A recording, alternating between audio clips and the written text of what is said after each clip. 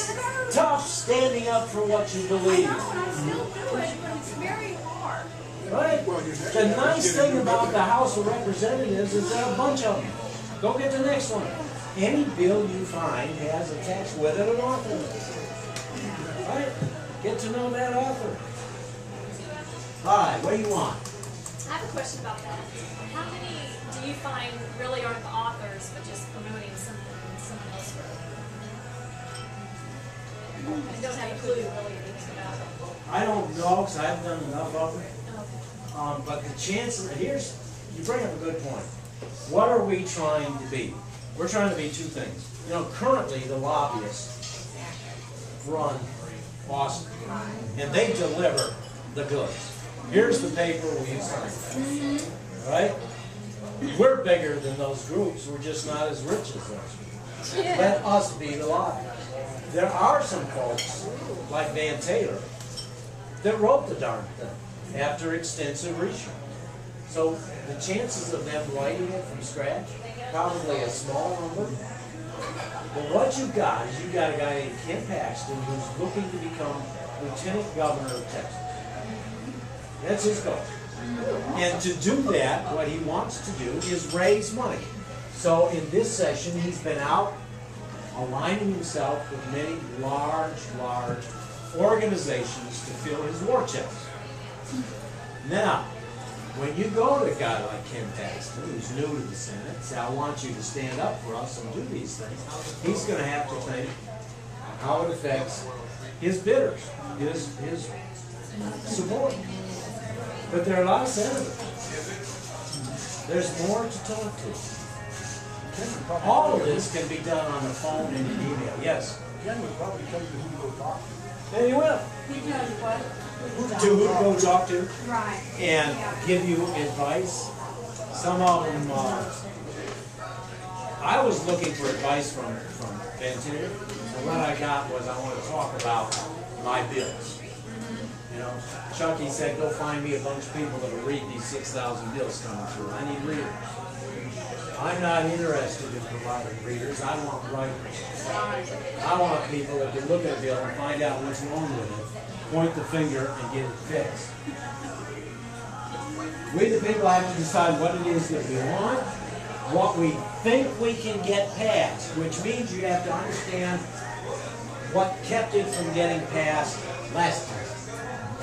What will be the best for Texas? Is it fiscally responsible?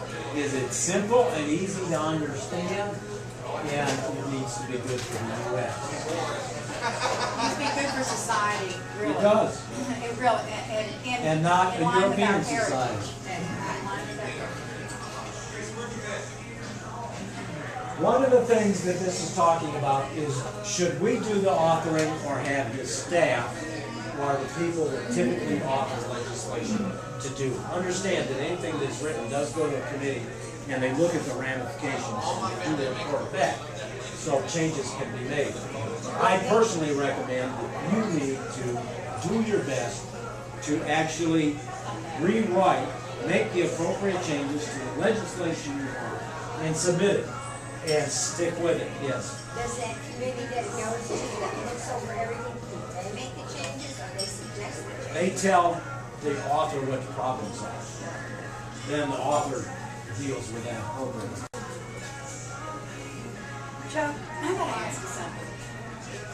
You know, if you look at even the larger picture, and you started with the large picture because you wanted to see what were their priorities, and then you had to pick, what you were going to work on.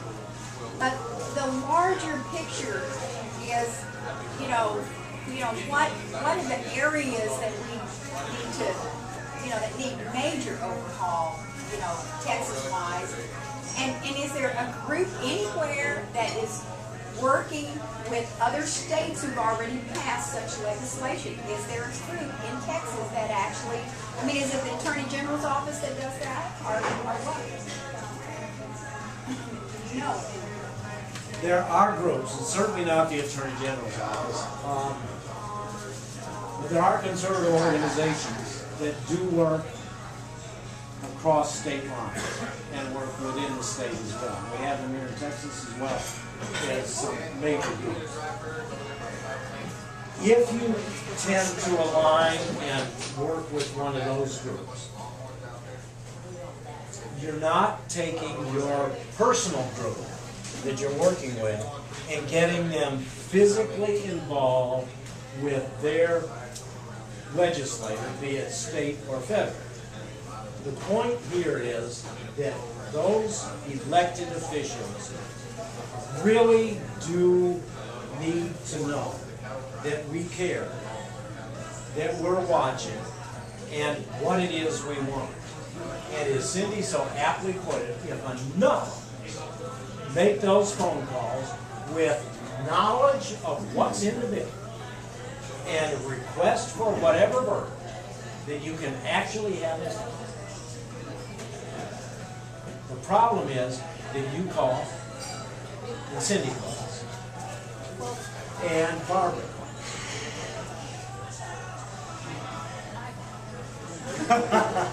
The point is, we need to bring more along. And to do that, we need to ingrain them in a subject that they can work on. When it gets locked up in calendar committee, or when it gets locked up in the election committee, we need to call a committee meeting. And they need to understand that we can do that. And to work this legislation and make that happen. Yes, ma'am. Here she comes. Isn't it true that, well, I know it's true, from our representative told us, if she gets 15 calls on one topic, I mean, they go into a tizzy. And if they get 20 calls, I mean, that is real pressure on them. Because typically, they don't get any calls. You know, people talk about it, but they rarely produce the vote and actually make the call. So it really doesn't take, it really doesn't take some help. a whole lot of people to make a change, but we just need to get organized and really do that. I can tell you, we organized within 2 weeks an entire delegation that went to Austin, and we testified to them. And I'm telling you, that I know the governor's office was there. Joe Strauss himself was there at that committee hearing, and we were there till 2:30 in the morning testifying.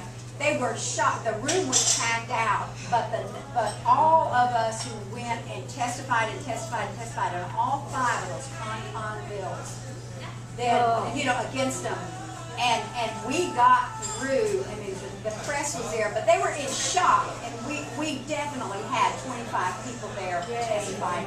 And I sent out an email, and everybody all over the state came, and I personally made phone calls, stopped my business, and made calls all over the state to people and said, you've got to come, you've got to testify. Over my dead body, are you going to lay open our Constitution? You're not going to do it. And Texas is not going to help. We're not going to participate. So the effects are there. I mean, and it worked. And by the way, after that, then we called that. We went right back at it. It was still in the committee on the House side because it had already passed the Senate. This was a David and Goliath fight that you've never seen the likes of. And that committee chairman, we did get through. He even authored one of these bills on our House side, a compound bill on the House. He authored it himself, and he was a committee chair. Oh my God, so we did get through to him. But it then took a whole nother barrage of phone calls from all over the state, and then we had to go out to all kinds of conservative groups all over the state, and then they called, but they had a lot more than 30 phone calls. We kept those phone calls up the rest, and it never got out of committee, and it died. And the person that was in favor, that was head of that committee, I ran into him at the state convention. And we had a great conversation. And he knew you, didn't he? Oh, he sure did. And his aide knew me too. Because I would call about every 3 days, make sure they weren't moving anything. I mean, we had 5 con bills, killed them all. Good job. thanks, it's great to call your representatives or email, but, you know, they can eventually just have it so full that you can't get through. And so I still recommend writing, because then they have to keep a hard copy of that letter on file. They have to respond to it. Plus, they'll open the mail because they might think it's money coming in. You understand, So you're I absolutely mean, right. the money- Writing does do something, but my point here is, if you show them that you're concerned about the legislation that they wrote, they will communicate. And when they see your, for instance, when I went into, this is an honest example. When I walked into Van Taylor's office, he's back, you know, down the hall and in his own little office. He's screaming out from his office, "Hey Chuck, just come on back." You know, don't put up with all that front office crap. He knew I wanted to talk about his stuff. That's what happens. Then they open the doors. Oh, they're so excited you can't get them off the subject. Yes, sir. Yes, sir. Thanks, folks. I'm sorry. If you know your legislature's got an issue, you're in sync with it, I think it does a whole lot for the legislature if we sit down and you do the draft. Yeah. Okay, and then you give that to him, and you don't have to worry about him buying into it, because you guys are in lockstep anyway, and it gets a leg up to his staff. Our problem, and I agree with you 100%, our problem is that you and I have specific issues that sometimes we don't think anybody in Austin gives a damn. Right? And so sometimes there's stuff that we want to work on. Well, I understand that. Right. But a lot of times, because you don't know, and you get this list, and before you do anything, and you might research it. Right. But then you get a hold of Van, or you get a hold of Ken, or whatever, and say, hey, we got a concern out here, what's your thoughts? Yes. They're marked. And then you can go a long way.